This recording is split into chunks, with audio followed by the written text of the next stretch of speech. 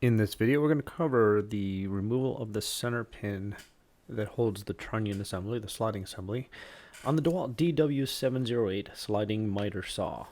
Now, what drove me to this radical removal is my bevel center pin was not engaging. On this unit, if you turn 45 degrees to the right, you have a stop. If you turn 45 degrees to the left, you have a stop. When you return it to upright to the center, you also have a stop to reset it 90 degrees.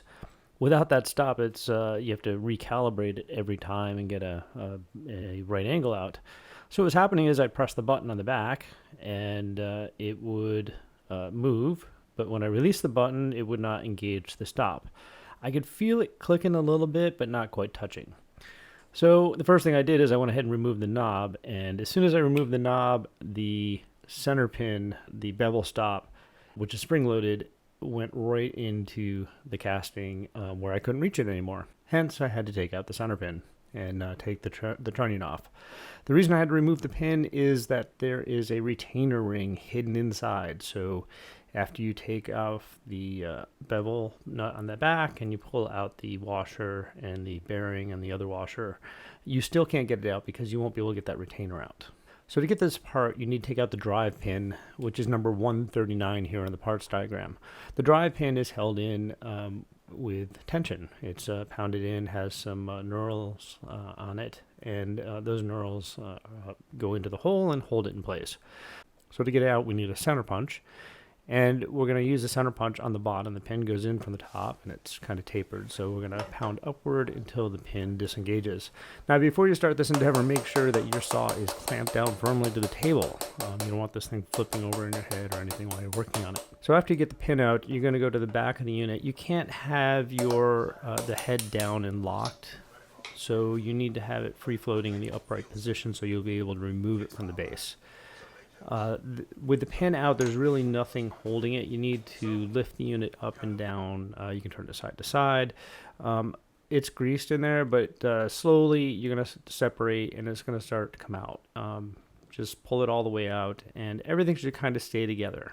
Now, once I had it apart, you could see inside where the stops were. On the right, you have the 45-degree stop. On the left, you have the 45-degree stop. In the center, there's a little ripple there, and then there's the stop bolt. Now, I'd turned the bolts out thinking that maybe that's what was holding the whole thing together. I didn't realize there was a retaining ring in there. So my center bolt here in this picture's out quite a bit. And the other thing I didn't notice until I looked at the pictures is you see all these what appear to be stress cracks. So not too happy about that. We'll have to see what that looks like in the future. So when I got it all apart, it wasn't really clear how it was working or not working inside.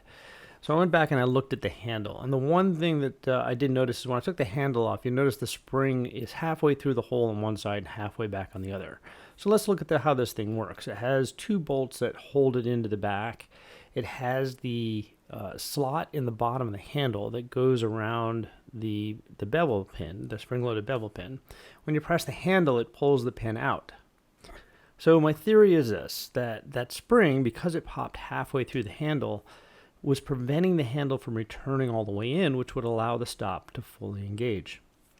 I decided to take the spring out, and the question was which side did the spring go on. I decided it went on the outside, figuring that if the bevel pin is pushing the handle pulls the pin out, what you're trying to do is keep the handle towards the frame of the unit. So I put a washer in there, and I put the whole the bolt back in. You can see the bolt has a collar on it. So it stops and has room for the handle and the spring to float in there somewhere. So putting it back together, I had to push the bevel stop out, put the handle back on. That was the first step. So once that's all back in, I had to get the center pin in. So I slid the center pin in the first time. I ended up taking it out again because I had troubles aligning it and taking a video at the same time.